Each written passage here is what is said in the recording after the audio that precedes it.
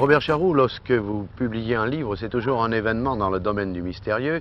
Hier, vous avez dédicacé votre dernière parution à la librairie Lagartempe. Et aujourd'hui, vous avez cédé à l'amitié car c'est un ami qui vous a presque contraint, disons-le, de rester à Limoges au milieu de ces ruines gallo-romaines. Oui, c'est Jean Vilgourex qui m'a demandé de rester. Hier, en effet, j'ai signé chez Jean-Pierre Roumagnac mon dernier livre, le livre du mystérieux inconnu. Et ce mystérieux inconnu, c'est surtout l'occultisme. Il y a de l'occultisme, il y a de la science parallèle.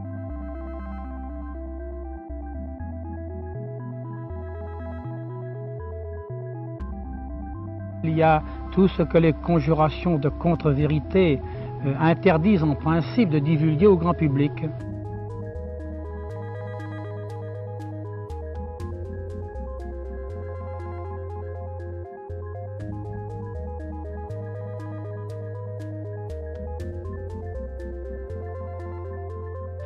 Et évidemment, je fais une grande part à l'occultisme parce que l'occultisme, si vous voulez, en poule avec la science, peut apporter une nouvelle vision des choses, une nouvelle vision de l'histoire également.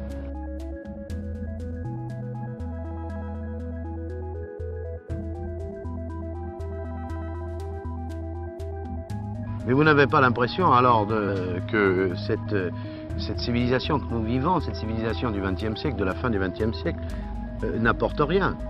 Non, elle n'apporte pas grand-chose. Les hommes sont mus par leur chromosome mémoire. Ils ne peuvent rien inventer. Ils ne peuvent que retrouver en eux, par le jeu des souvenirs chromosomiques, tout ce qui a déjà été inventé avec eux.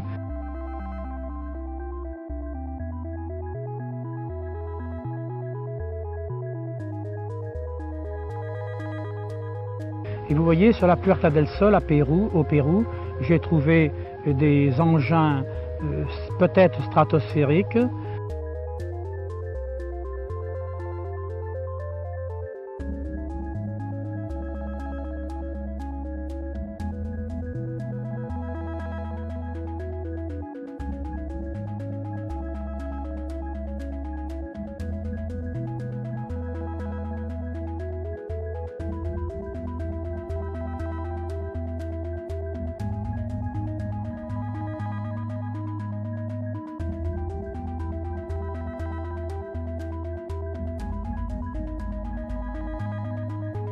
J'ai vu au Liban, à Baalbek, des terrasses qui passent pour avoir été des aires d'atterrissage, c'est peut-être très controversé.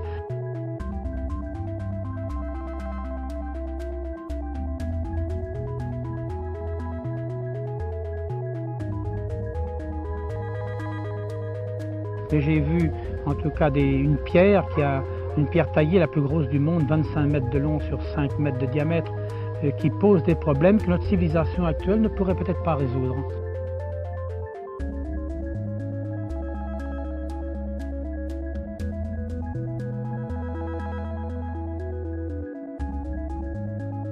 Rien n'a été inventé. Bon, mais enfin, notre civilisation est en train de résoudre le problème, le rêve de tous les hommes, c'est-à-dire d'aller dans la Lune, avec Apollo qui va partir le 21 juillet, ou tout au moins les hommes qui vont fouler la Lune le 21 juillet. Eh bien, les Américains ne feront que refaire ce qui a déjà été décrit dans des manuscrits que l'on vient de trouver au Tibet, où on parle du voyage stratosphérique Terre, Lune et Terre-Mars.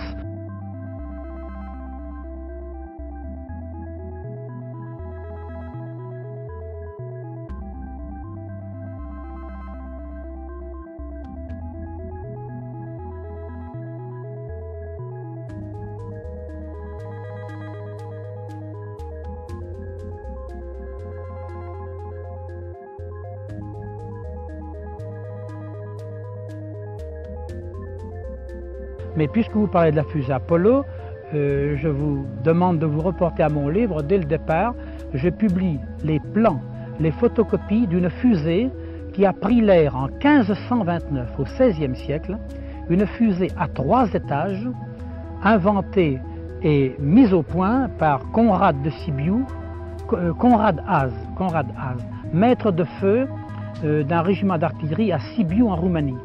Et cette fusée a volé. Elle a volé, elle avait 3 étages à carburant solide et liquide. Les carburants sont décrits, j'en donne la description.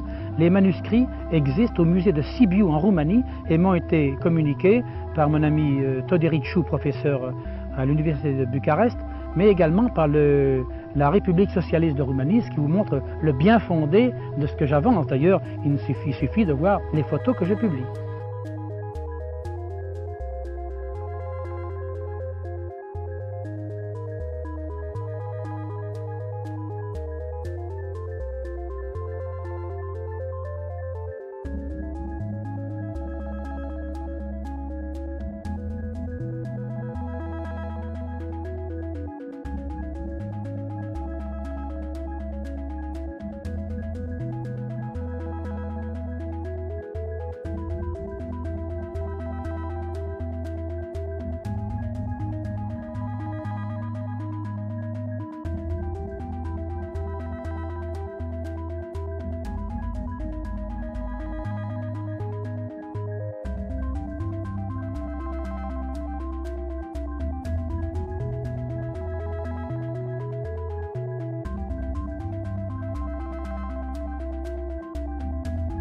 Oui, mais c'est assez déprimant de penser qu'au fond, on a l'impression d'inventer toujours quelque chose et que tout a été inventé. Non, ce n'est pas déprimant parce que dans la vie, tout est un éternel recommencement, un éternel retour. Nous continuons toujours comme nos aïeux à fabriquer des enfants et toujours selon le même processus. La nature elle-même emprunte toujours aux mêmes modalités, au même processus. Ce n'est pas déprimant, ce qu'il faut c'est que la vie continue. C'est dans la loi universelle.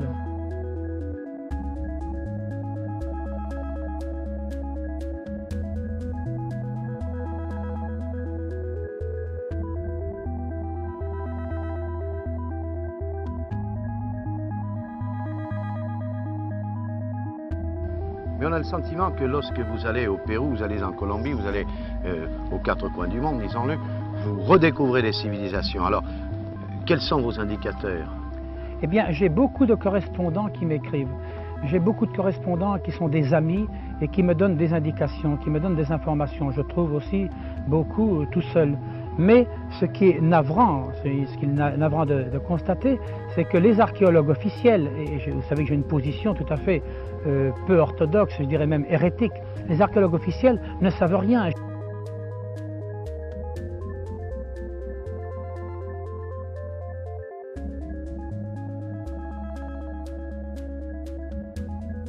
J'ai découvert un château de maître du monde, construit par Frédéric II de Hohenstaufen en Italie.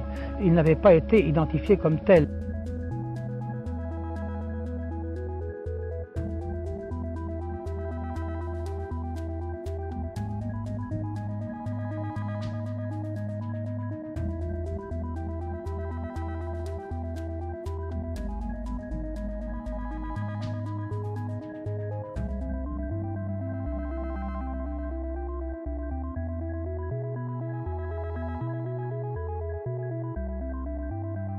N'est-ce pas? J'ai découvert des pyramides en France. Dans mon dernier livre, pas celui qui vient de paraître, mais dans l'avant-dernier plutôt, je publie les photos de cette pyramide qui se trouve à Falicon, à 15 km de Nice. Elle existe.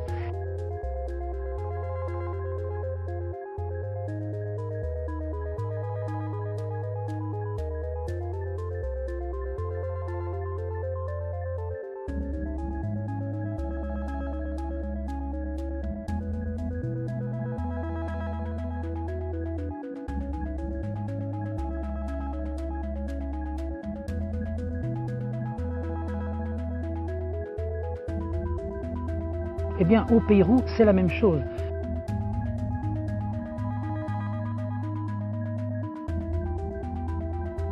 Par exemple, on avait déjà découvert les fameux tracés de la Nazca. Mais j'étais les survoler en avion. Ce sont des dessins qui ont jusqu'à 200, 300 km de long.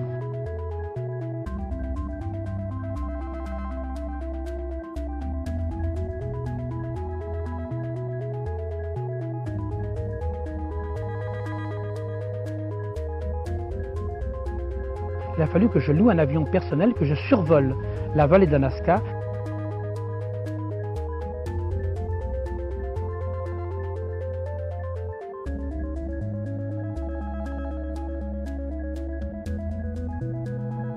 Et ces dessins sont tracés sur le sable. Et c'est déprimant, pour reprendre le mot que vous aviez tout à l'heure, de constater que les archéologues du monde entier ne se sont jamais penchés sur ce problème.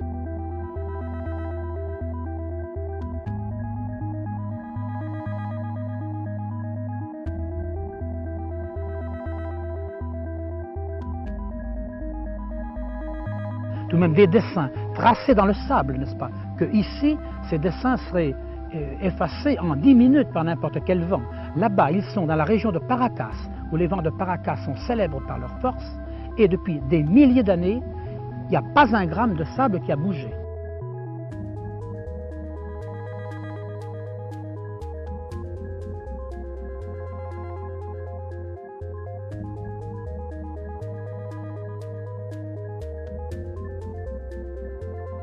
Est-ce que vous avez des difficultés pour trouver ces guides et est-ce que parfois ils craignent de faire leurs révélations?